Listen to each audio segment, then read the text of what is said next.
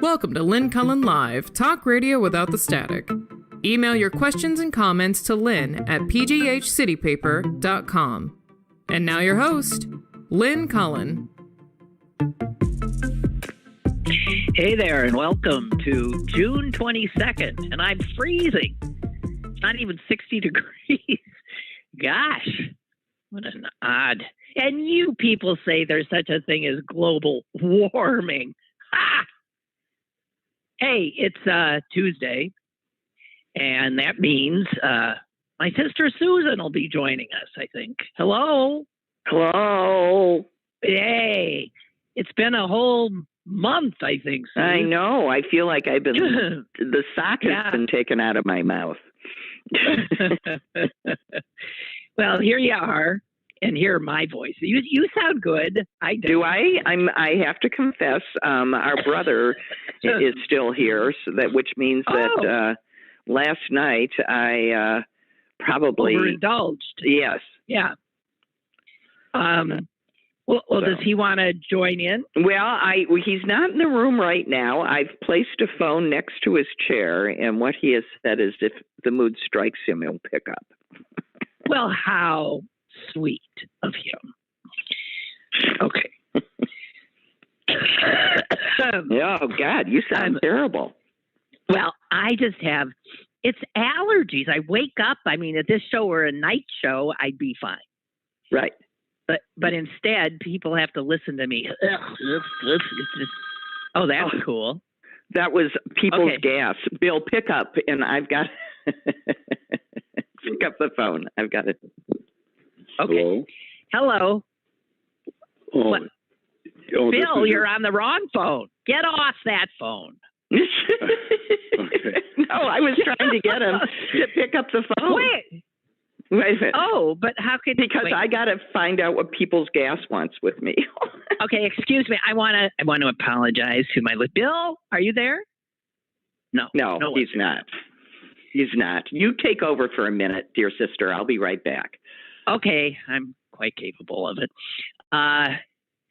So it's interesting that my brother's there because I was trying to clean up the...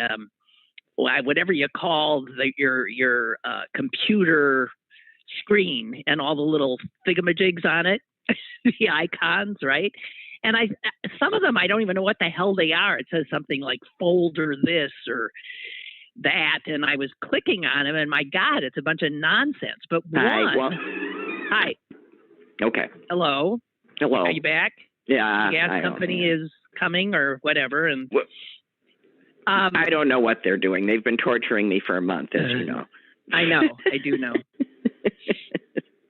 So, anyway, go ahead. Yeah, I was just saying it's weird that Bill is there because I almost called him last night because I had come upon this thing in which a number of his colleagues from around the world wrote their appreciations of him. Oh, you just came across that? No, I did initially see it, but I don't think I'd read a lot of it.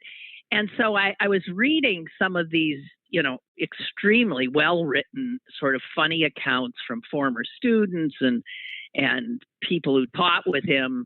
And, a picture emerges of, a character, to say the least. Yes. But one they all adore. Well, what one said at St. Andrews University when he comes to speak, 95% of the audience is just besotted with him, and 5% file formal complaints. That sounds about right. That sounds about right. Yeah, right. But it did also talk about how better than his lectures are his post-lecture goings on, where he repairs with as many audience members who will come to the nearest pub. And different people writing from different places. One woman who first met him in Japan on a Zoom call or something. She's writing, some guy from Scotland's writing, and they're all telling essentially the same story. And it always ends in sort of raucous laughter, and then the next day, one student recalled getting an email from him that said simply, "How hungover are you?"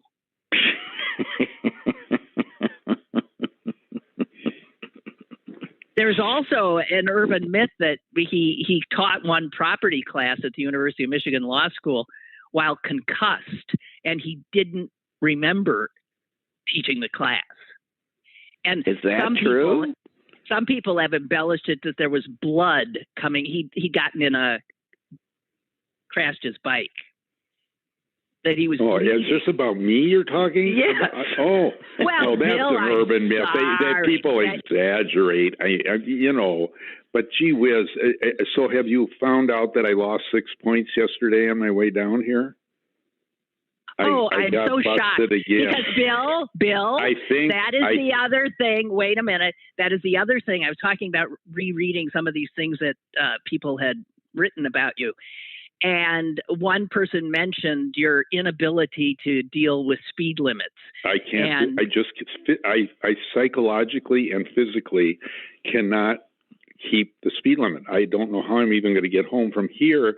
I think I might be at. I think I'm still got 3 points left, but I might have 0, and I'll find out soon. So I don't. Well, know. maybe you better get home so you can plead ignorance. If in fact you well, know here's what I suggested.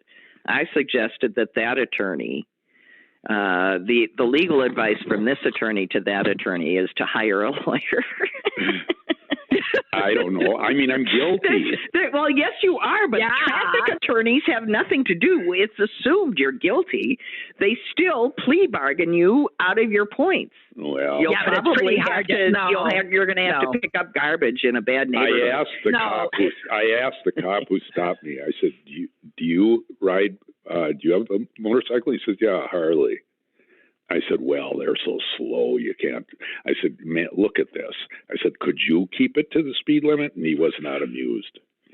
So. See, you think you can charm your way out of these things? I charmed my way out of a few by always owning up to more than I've done. I said, "You mean you only got me for 92? Oh, God almighty. All right. I tried with this guy. I said, "Look, this is a new bike, and I'm in the break-in period, and I'm just running it through I'm seeing what its limits are and how fast it'll get from 0 to 100." So who was this?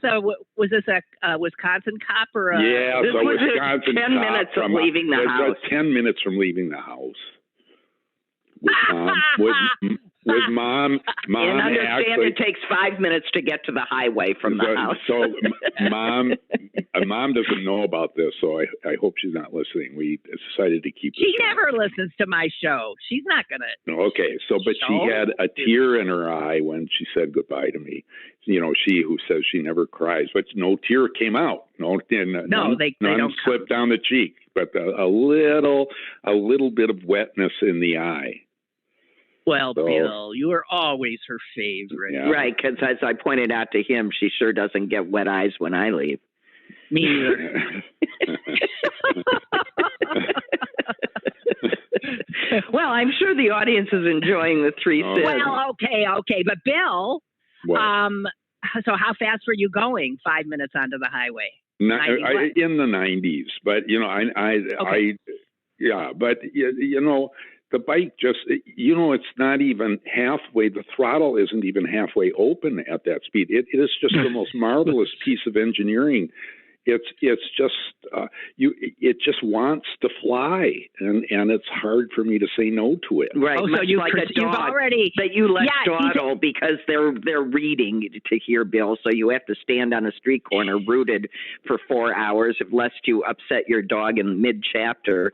He feels the same way about his motorcycle, who he communes with in spirit, and he knows that he needs to fly. Well, but he's after some more. I wonder. I said, I'm 75, and you know how that's manifesting itself?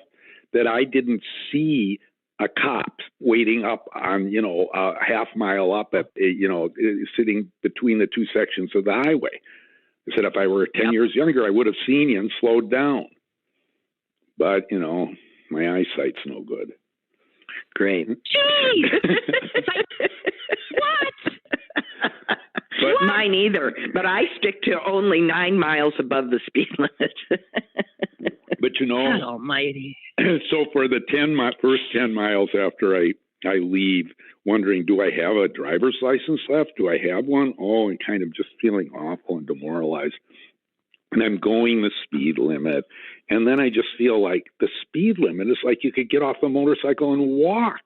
I slowly start creeping up, and then I find the person who's going fastest on the highway and stay with him.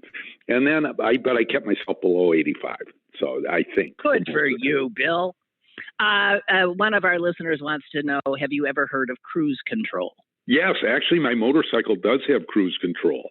This is a BMW motorcycle. I mean, top of the line. I've never treated myself to something like this. It's his new bike. He is just. It's new, and I'm enamored of it. Yes. And it does have cruise control, but I would think. I mean, one of the things. I'll take a picture of it. You can put it on the site so everybody can admire it. One of the things you do if you want to stay alive on a motorcycle is be alert. And if you're using cruise control, you're being lazy. You always want to be in total control of what the bike's doing. So I don't use it. No, but it would save me. It would save me the speed propensity. But I think that the unsafety of using it is not because you can't overcome it immediately if an emergency occurred, but it relaxes your mind too much, and you don't want to do that. Yeah, I can't use it either.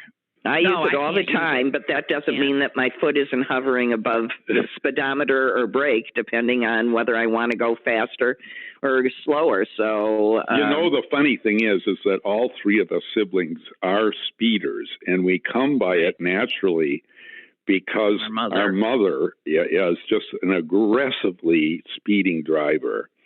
And but our dad alienated the public by always going 10 to 15 miles under the speed limit with lines of cars behind him who, when they eventually would pass, would flip him the bird, and sheer rage. And he did not know what they were doing. He was what that meant.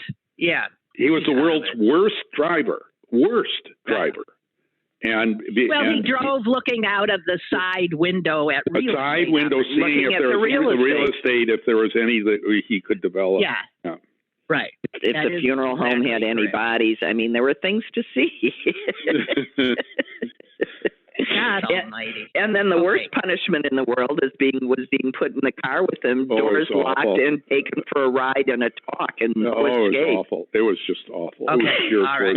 Okay, we're done. I'm sure your audience is interested. No, wait a minute. But somebody, Susan, I think your phone you're getting a little warbly.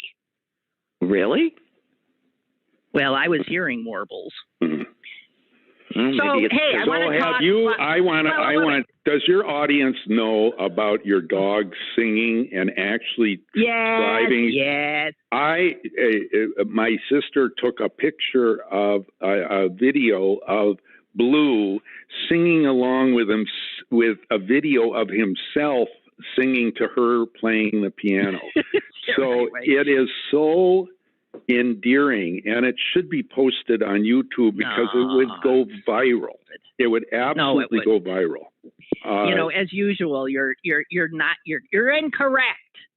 No, I put it on my side. I think I put his initial singing on the Facebook page, and it didn't go viral. Well, you don't know how to do it then. No, well, that's true. It's like you didn't know how to run the mechanics of your own show. I mean, you don't even know how to post it on YouTube. Come on, get it up there. No. Well, what an interesting show this has been. I want to apologize. We got only half of it left. Yeah, and I wanted to say I do have to end on our usual time, despite the fact that we haven't won't be a full hour then. But I have someone coming. Remember, I don't think I told the audience. I finally won something in a raffle. I won I want a television set. Oh, right. You want a television set and a raffle. And a raffle for Planned delivered. Parenthood. And it's coming at 11, and the guy who's going to install it, because it has to hang on the wall. That's income. So, yes, I'm very excited. You're getting some tax advice from the Peanut Gallery. Your brother wants you to know that's income, to the extent that you got value over what you paid for it, you have to declare it.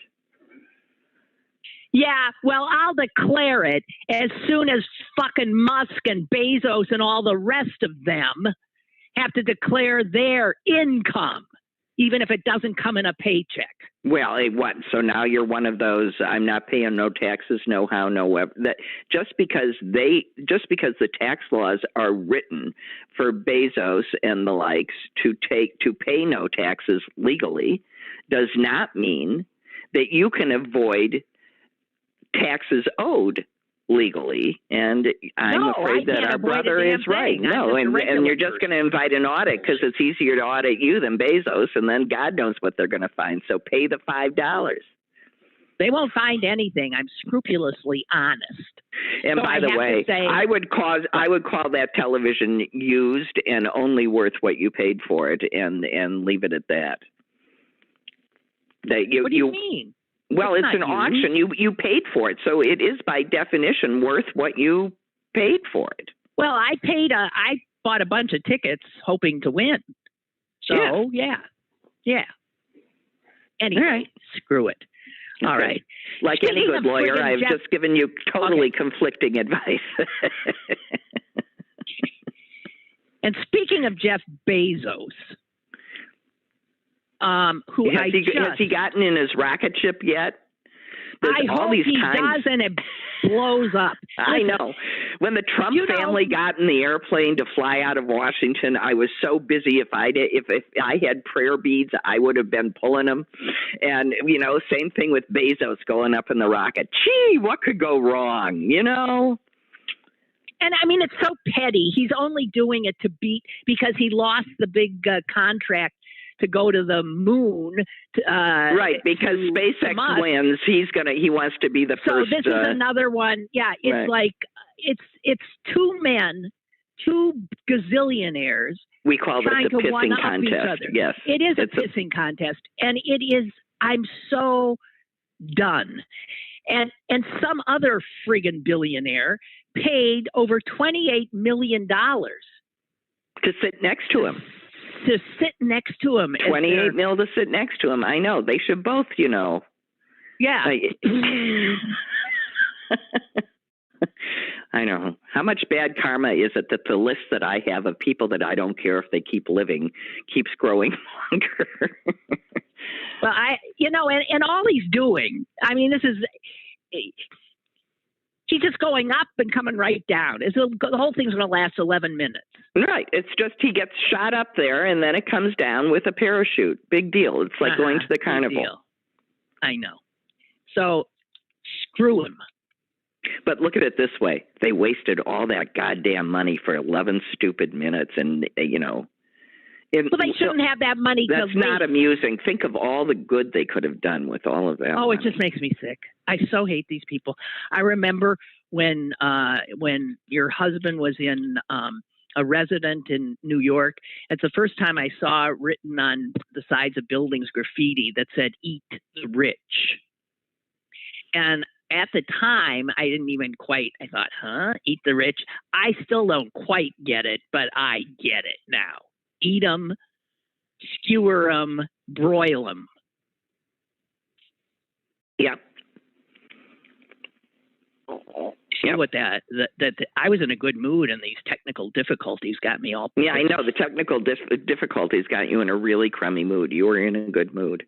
Now all you want to do is yell at everybody and kill Think people. About your new TV coming. It's tra-la, tra-la.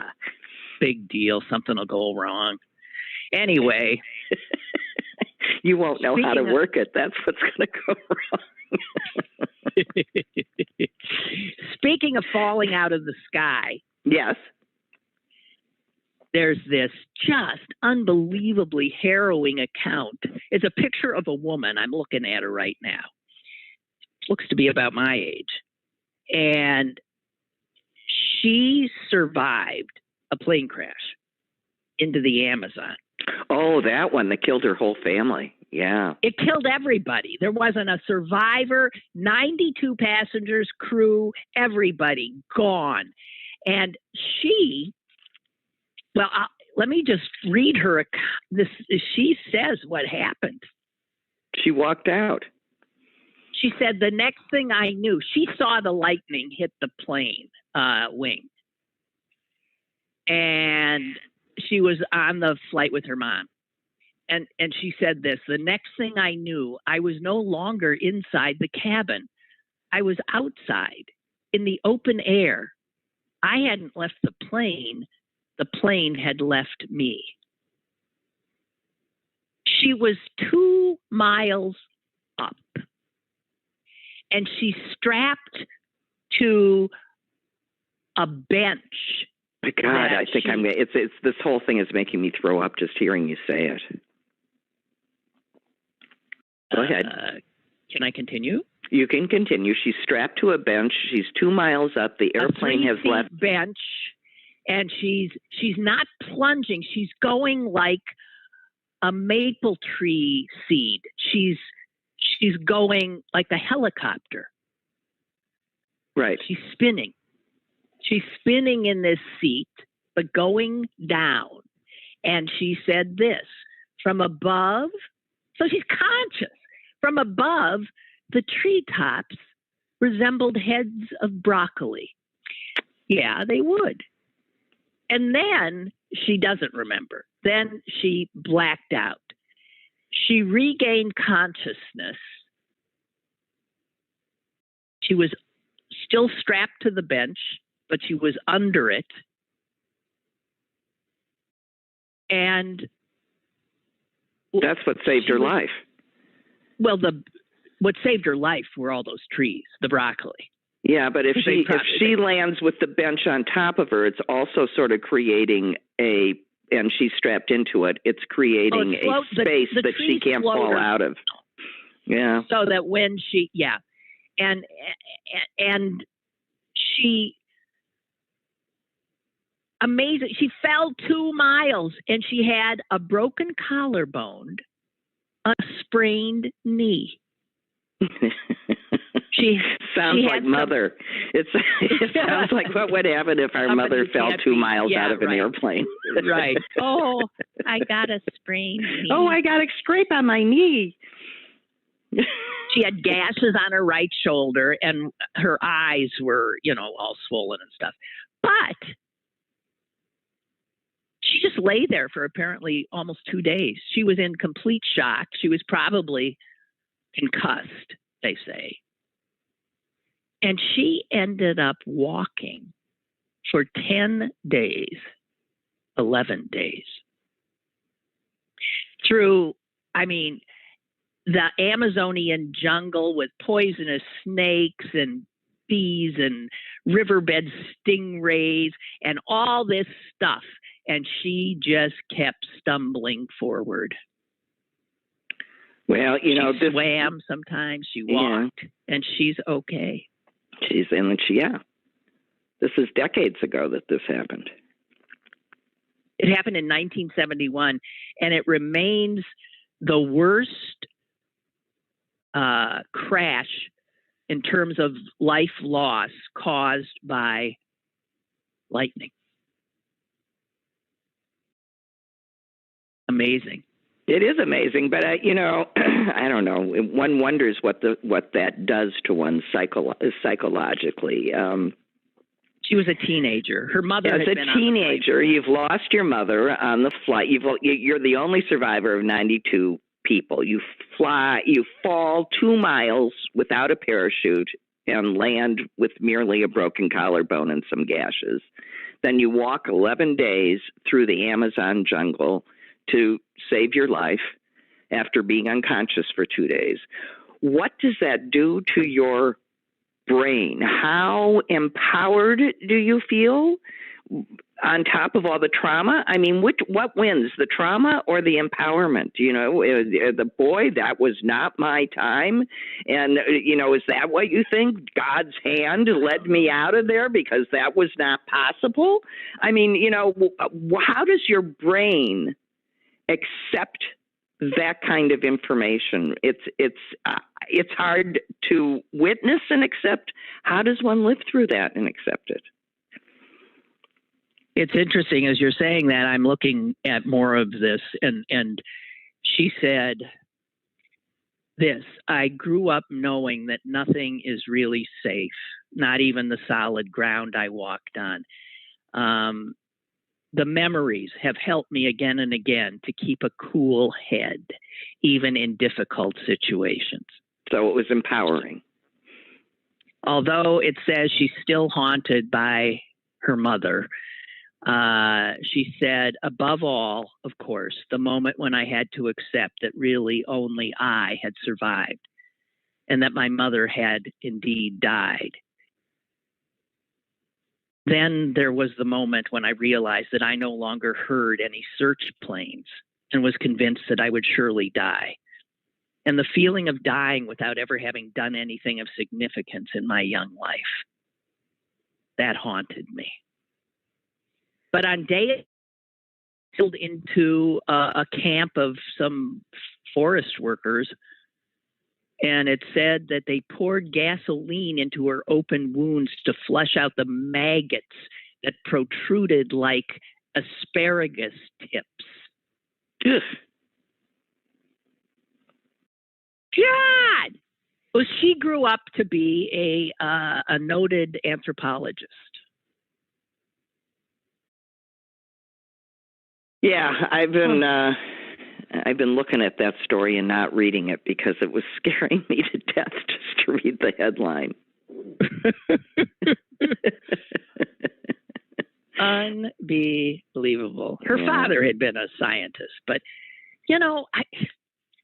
what would that do to your head? Well, her head is fine. Well, I think it's interesting because her brain accepted it all and gave it all credit. It accepted the trauma and accepted the empowerment. And the empowerment in the end wins. But it's all there. It's sort of interesting that horrible thing would be the cure to the worst of what happened to her.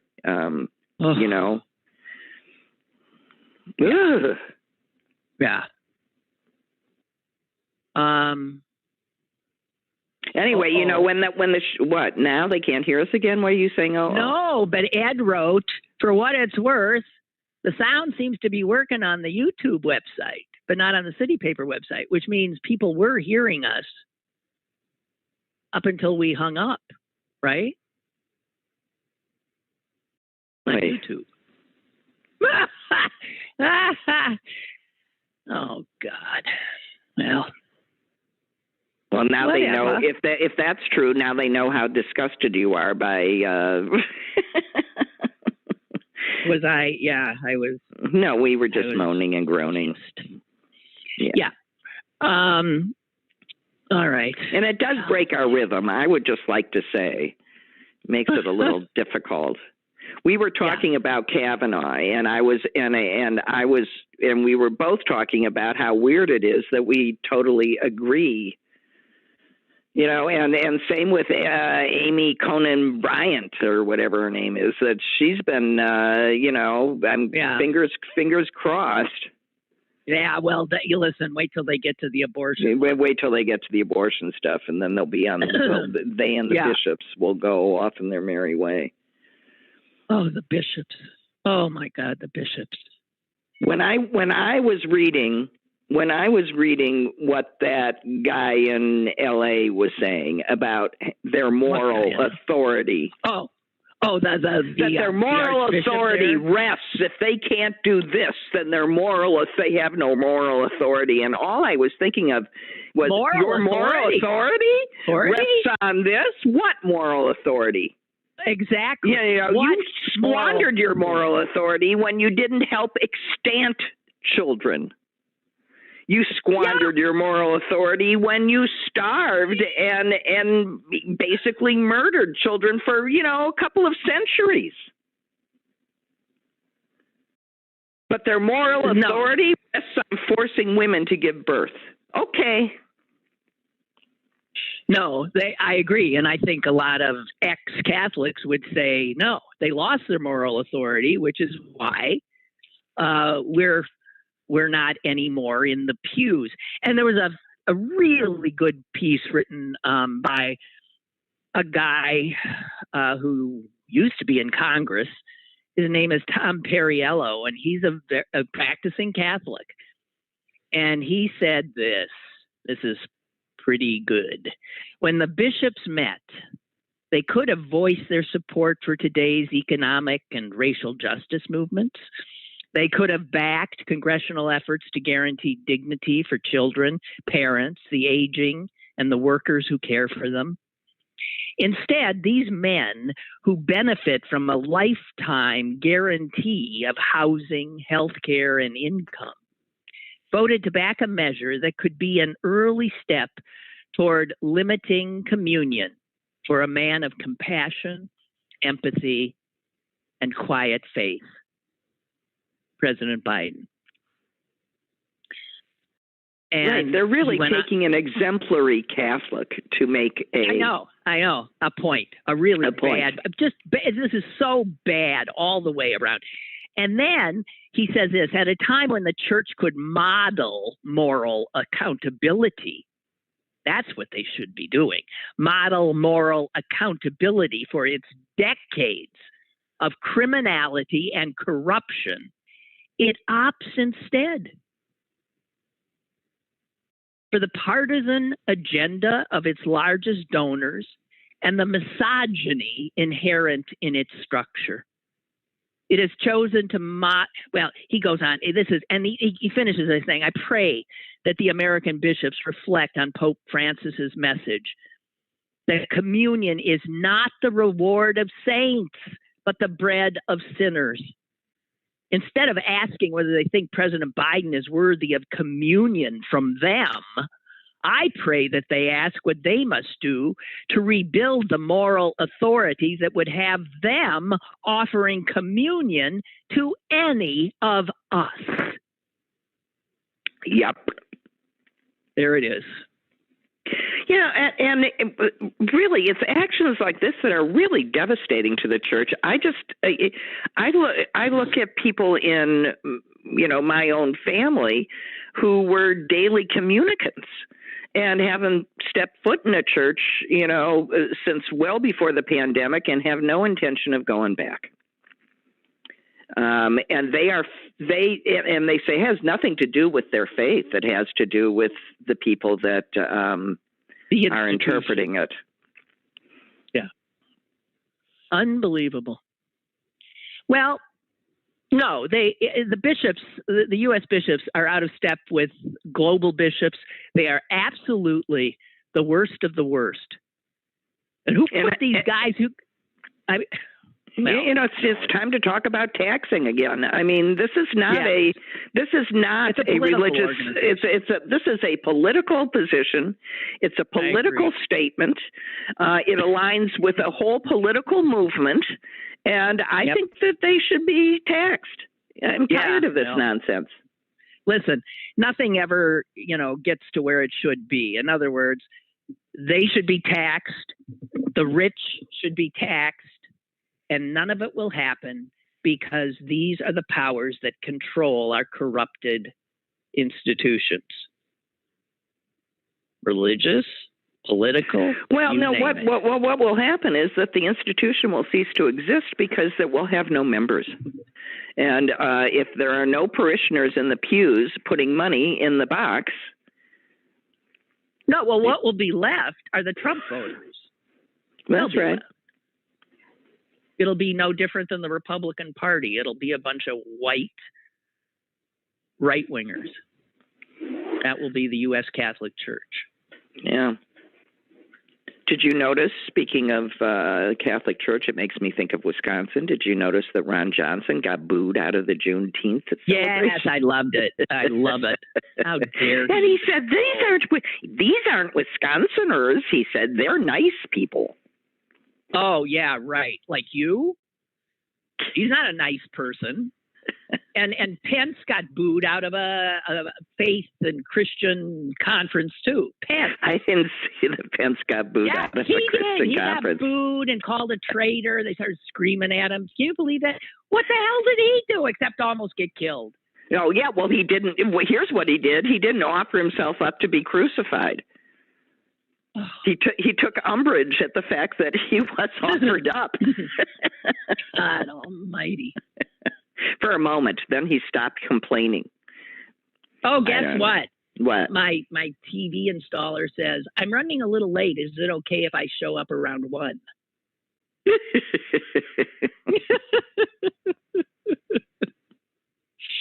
Oh, God. That's really a little late. If you were expecting him at 10 and he's going to show up at 11. 1. Oh, it is. No, he said okay. Between 11 and noon. But he clearly had wanted to, have lunch.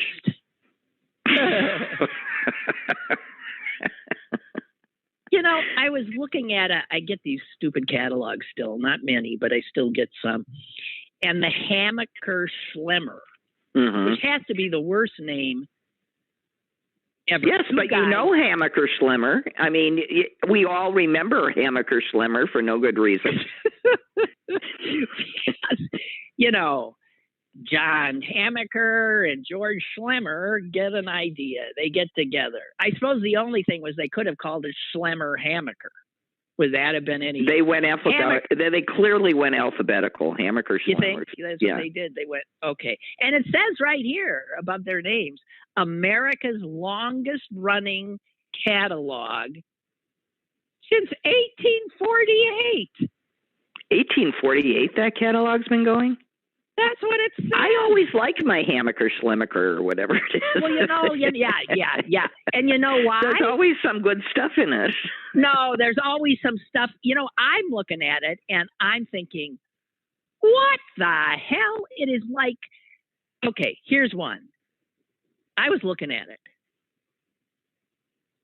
The 3-minute wrinkle reducer. Now, first of all,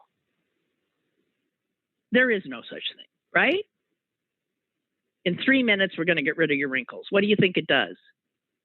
It probably either it inflates you. It makes you it swells you up, so that fills in the wrinkles. I don't think it plumps you. It's like when you put that stuff on your lips. Well, no, and you come out looking like something else. It doesn't do it in 3 minutes. How do they call something the 3-minute wrinkle reducer? And then in the fine print, it says here, results are typically seen after 8 weeks.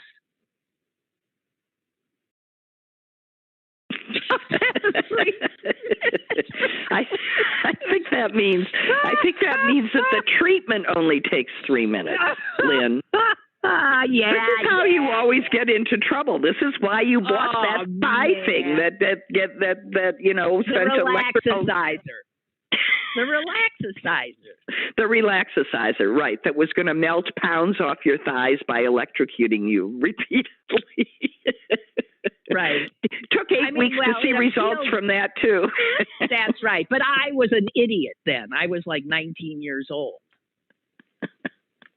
And, the upshot of that story is I was reading like Newsweek or Time magazine, maybe in the 70s, 80s. And there was a story about a mental institution somewhere in New England that had been shut down for cruelty. And one of the things in the article mentioned was they tortured some of the inmates with this thing called a relaxicizer.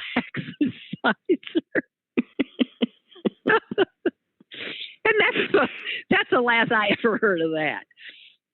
For those who don't know, you stuck little pads on your thighs, and then you plugged into a wall, And you electrocuted yourself repeatedly. It electrocuted. It shot electricity into your legs, which made your muscles contract. So right, and if you put it on either side of your skull, you could do electroshock therapy at home.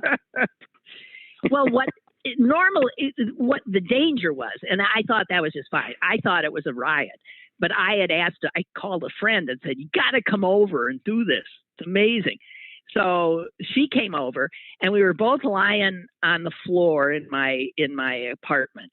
And she had one on her leg and I had one and I plugged it in and it starts and she screams and I'm laughing and this and that. And then we were laughing so hard that we like rolled toward each other and. Oh no. And you arced. Yes. We touched each other. And then we really did get electrocuted. Well, that explains your mood adjustment. Yes. Oh, dear God.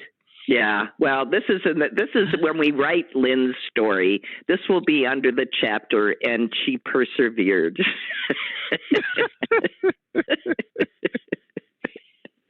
Oh, you always survived and I came back. And here's the thing that it's one of my favorite things about you, actually, is that no matter how ridiculous the antic was that you and the predicament was that you found yourself in, and no matter how humiliating the consequences were to you personally, it never failed that you would come running right home and tell me about it. I always thought it was such a nice big sisterly thing to do, going, I am such an effing idiot, don't do this.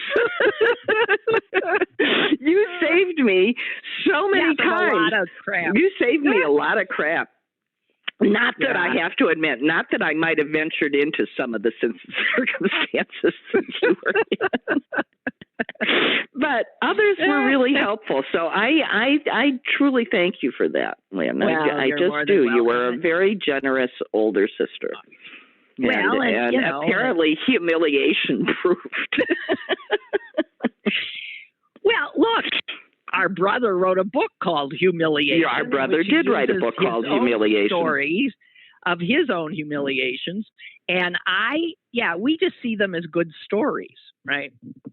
Right. They're good stories. They are good stories. They are good stories. But I prefer to laugh at the two of you being humiliated than being humiliated myself. It's one of the advantages of being number 3. Okay, go ahead.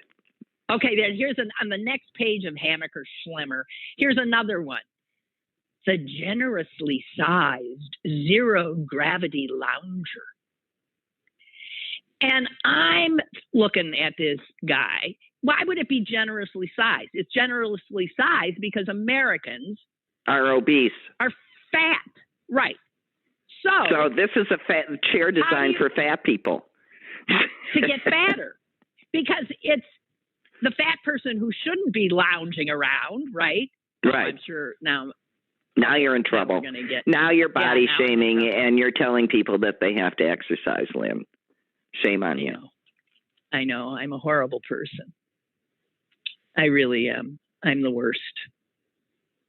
Well, we're a product of our generation. God. Certain things can't change. But we do agree that if you need to, unless there are medical reasons for your inability to maintain a healthy weight and such that you have to buy a chair to accommodate your unhealthy weight, Lynn is not wrong. Perhaps you should just walk around the block and need a regular size chair.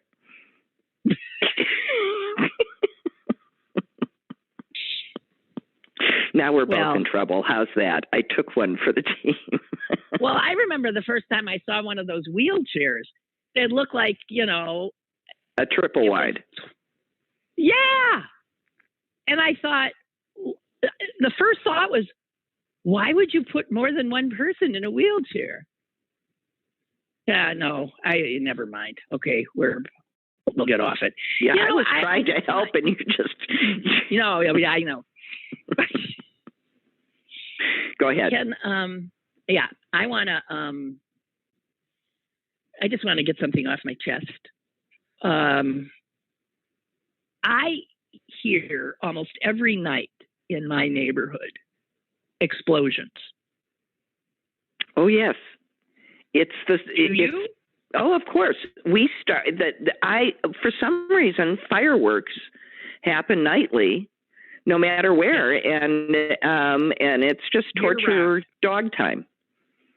I got to tell you, what is with what? I guess I know I've talked about this before, but and I don't even have a dog now that is terrorized by them. My dog could care less; he'd sleep through it. But I did have a dog like that once who, oh my God, would shake so much that, you could not help him. He was beside himself. And it's not just that it scares dogs, it scares wildlife. It scares human beings. Loud pops that sounds like gunshots are no longer amusing in today's America. I would just... Exactly right. And you know what I was thinking? This will inure us to the sounds when the next, January 6th guys do something in our neighborhood with explosions. And this time it will be gunfire. And we'll think, oh, they're setting off firecrackers again. Right. Well, you figure out pretty quickly the difference. But I also think about all the veterans who have PTSD, for whom those sounds bring back such terror. How can people the point is that you're doing it just on the face of it. Don't think about who you're scaring and the effect it has on traumatized animals and people. Why, after dark, when small children are asleep and older people are trying to go to sleep, is anybody's best idea to disturb the peace? I mean, it's just rude. Just cut it out. And on the 4th of July, I'm going to say once again that the stuff that causes noise in fireworks is added to cause noise in fireworks. Right. It actually obstructs the beautiful colors by sending up all of that black smoke. And you could have all of the grandeur of the colors going up with none of the noise and obstructing black smoke. But would eviscerate the experience for so many, because the sound of it is, the explosion is. Well, play patriotic music over loudspeakers instead. Well, they do that too. They've got the music blaring. I don't know. I hate our culture. I just hate it. We are there. People have lost any sense of civility. I saw that there was a letter in the New York Times today from a woman. I hadn't seen the article. That was somebody had written into the fashion consultant. What is the proper thing to wear to a funeral? And the woman who wrote in said, how far have we fallen that somebody has to ask what to wear? Yeah, what do you wear to a funeral? It just, you don't clothes. And the answer was no ripped jeans, no midriff bared. God. Yeah, I know. And then I had to call my insurance guy because someone took out your wall, retaining wall with their car, and of course kept going, didn't do the right thing. And the insurance guy said, you can tell he's seen it all, heard it all. And he said, I really can't take it anymore. He said, people don't have a clue how to be civil, how to be honorable. It has nothing to do with our culture, civility and honor. Nothing. No. Or thinking about somebody else. No, or thinking about somebody else, which is why you've got so many people in this country still unvaccinated. It's amazing to me. Mm-hmm. Did you see that Missouri is the number one state for COVID now, and it's all the Delhi version or New Delhi version, and they're all going to be in trouble. And yeah. And you know what? Hey, I want to throw this out here. We'll go 5 more minutes, okay? 5 more minutes, yeah, because I do have something I have to do. Okay. 5 more minutes.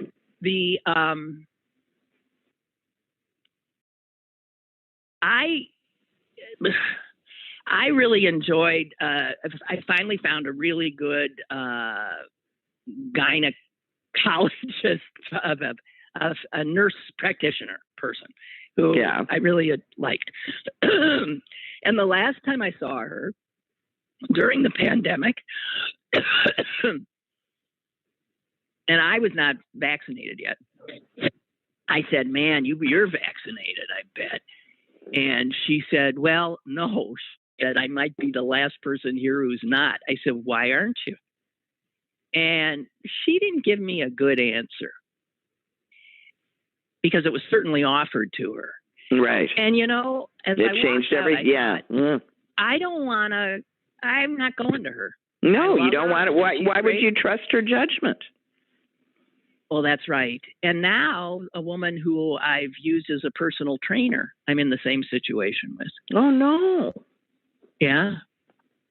And I mentioned it to my son, and he jumped on me for it's like his generation. You're going to shame people for their vaccination status?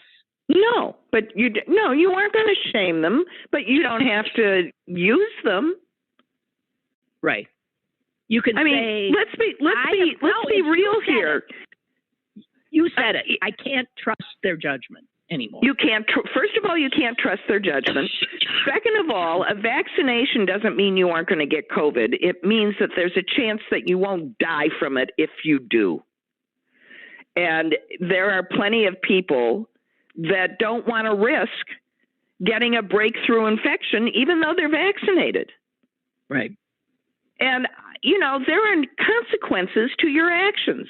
If you are asked I know a lot of people that are not going to use people that aren't vaccinated because they don't, for one, they don't trust their judgment. And two, you are taking a personal risk. Not a great one, but you are. The risk is higher. Right. Yes. The risk is higher, slightly higher. And the thing is if you're in healthcare, which both of these women are,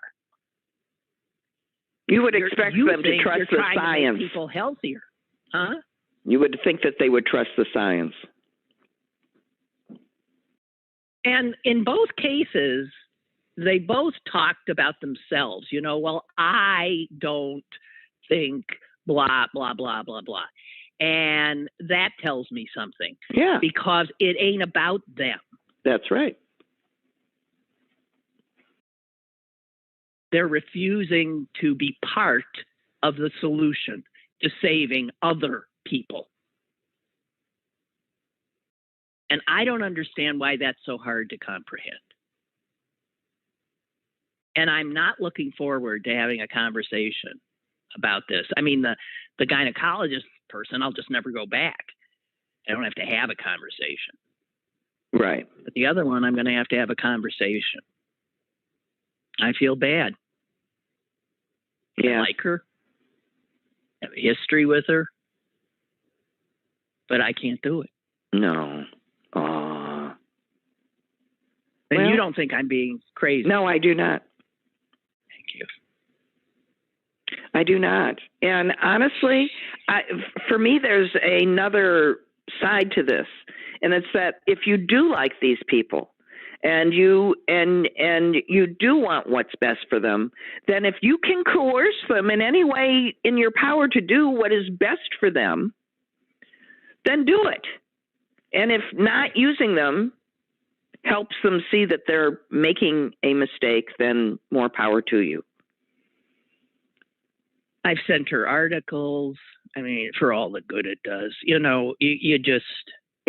We've got people that are trying to stick keys on their cheeks because they think they're going to be magnetized. We have young... And that is before a Ohio legislative hearing. There are women saying that it magnetizes your face if you get a vaccine, and they're sticking keys on their face to show, and the keys are dropping off. We have now. By the way, that does not mean that I can't hang a spoon off my nose. It has nothing to do. Can. It has nothing to do with magnetic stuff. It has to do with oil, a little dampness, and the right sized nose. But this is just. There's no valid reason. Bill Gates isn't sticking microchips in it because they couldn't fit through the needle, folks. Doesn't make people sterile. This is all that is out there. Well, there's one absurd thing after another. When you first heard about QAnon, when that Pizzagate thing happened, and some deranged person comes in with a gun, going to kill the people in this pizza restaurant because he thinks they're right. There's the child sex ring in the basement. Yeah. Right. Well, that's the first time I heard of QAnon or paid any attention to it. And I remember laughing and thinking, what? And now it's an idiot. Now it's a political party. Yeah, it's 30% of it's over 30% of Republicans. That was openly founded on lies. This is what's so interesting to me. I mean, the people that started QAnon admitted that they would put out the most ridiculous thing that they could to see if it would float. God almighty. And that turned into a political party. Oh. See, we can get ourselves laughing, and then we can turn around and depress ourselves within 30 seconds again. We're nimble, emotionally. Yeah, we're nimble. There's a word. I'll just let David get his thing in here. The U.S. bishops are logically challenged, morally challenged, sexually challenged, and they're blind to the fact that their outlook is antithetical to the definition of the word Catholic, which is supposed to mean universal. In other words, they suffer from anal myopia because they have their heads up their own asses. Yay, David. I like anal myopia. Exactly civil. Okay, anal myopia. Yeah, anal. Why is anal? I mean, anything that works anal into it ends up being a great analogy. And in law school, I was taught never to put a person on a jury that had a mouth like the anal orifice of a chicken. And I, reflecting on that, thought that was actually good advice. What the hell? You know who has that mouth? Donald Trump. Donald Trump does have a mouth like the anal orifice of a chicken. Yeah. And you wouldn't want him on your jury. No. I think the thing is that they were saying you don't want somebody with pursed lips because they're like... judgmental and nasty. Judgmental. Right. Is that what they were saying? I would think that's what they were saying. That they were too restrictive to. Oh God! All right, Suze, go do what you got to do. Is Bill on the road yet? No, Bill is sitting across from me, eagerly waiting for me to hang up so he can get on the road, and then I am going out to be with my daughter, who has thrown out her back. God in heaven. Life is constantly amusing, but I just get to cuddle my granddaughter, so it's fine. It's fine. Yeah. All right, you. Okay. Nice to talk to you again. It's been a month. We never speak to each other unless there's the show, so. All right, Sue. Thank you. Tell Bill to be safe. Bye. Yeah, Bill, be safe, Bill. Okay. Thank you, he says. Yeah. Okay. Bye.